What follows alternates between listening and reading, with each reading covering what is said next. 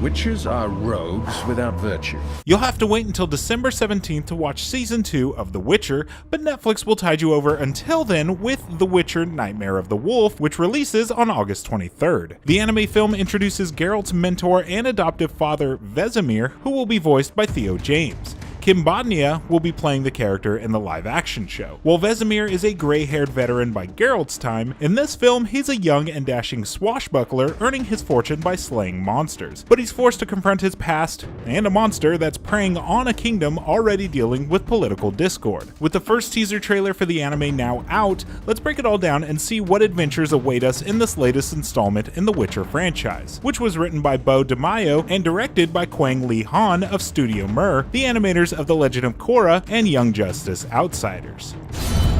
True diabolical creatures, fit only for killing.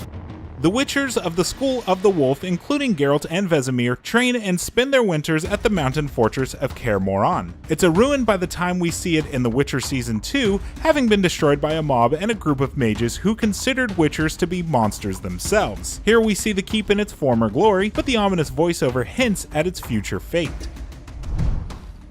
Here's Vesemir perusing the message that's been read at the beginning of the trailer. A journal entry in the Price of Neutrality module from the original Witcher game notes that various publications defamatory of Witchers were responsible for inciting the attack on Kaer Morhen. Presumably, this is one of them. A close-up on Vesemir shows the gold eyes that mark Witchers who have undergone the Trial of the Grasses, an extremely dangerous and painful alchemical and medical procedure that kills most potential initiates. Those who survive gain the ability to see in the dark, along with enhanced senses and reflexes. They also age significantly slower than a normal person. These mutations are one of the main reasons why many people fear Witchers.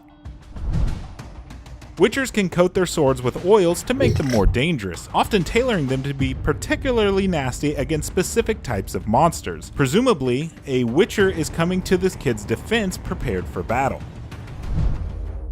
The Witcher Nightmare of the Wolf introduces a few new characters, including Deglin, voiced by Graham McTavish of The Hobbit and Castlevania. He's Vesemir's mentor who claimed him based on the Law of Surprise. Here he's using the Sign of Ard to blast a woman. She is likely actually a Bruxa, a very powerful vampire with the ability to take on the guise of a dark-haired human. In the Witcher 3 expansion Blood and Wine, the Sign of Ard is the best way to kill a Bruxa, as the telekinetic attack will knock them back and allow you to slay them with a single sword blow.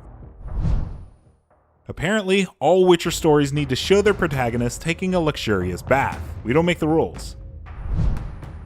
This appears to be an entire bag filled with bloodied Witcher medallions, the necklaces worn by all Witchers that alert them to the presence of monsters or magic nearby. It seems like besides incensing the populace through rhetoric, someone may be actively hunting the monster slayers.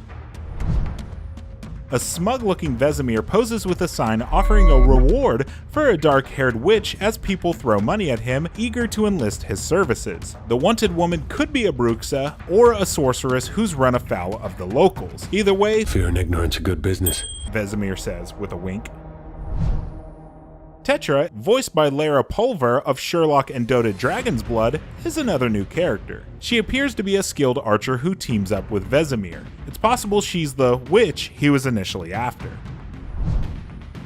Geralt often struggles to find paying work, but Vesemir seems to have no such problem. Both monsters and witchers were more common in the past, but monster populations declined as humans conquered more of the continent. It seems this area has a werewolf problem, and Vesemir is on the case.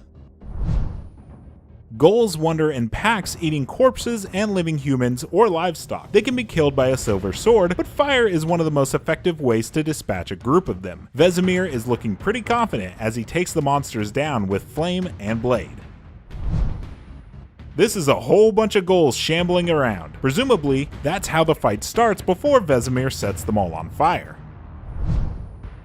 Beyond the Trial of the Grasses, Witchers also make and drink potions that can further enhance their senses, resistances, and stamina. Vesemir's chugging one that gives him the same black and veiny eyes that Geralt sports in The Witcher. This appears to be some form of wraith, a ghost entirely motivated by its hatred of the living. Like ghouls, they're often found around cemeteries, so it's possible that this is part of the same fight scene we saw earlier. This is the skull of the wolf symbol warping to look more like the wolf's skull. Considering the name of the film is Nightmare of the Wolf, this could be some sort of prophetic warning of the devastation to come. The naked woman here is an Alp, a type of vampire similar to a Bruxa, but less powerful. She's fighting alongside some form of Draconid, reptilian monsters with bat wings that can serve as guard animals. Tetra asks Vesemir if they're his friends, and he blithely responds that the Alp is a friend of a friend, which could imply that they're after his mentor Deglin, or perhaps they're minions of the Bruxa Vesemir is hunting. Whatever the situation here, it's probably not going to end too well for the creatures facing off against Vesemir. And that's it for now, but what other details did you notice in the teaser trailer for The Witcher: Nightmare of the Wolf?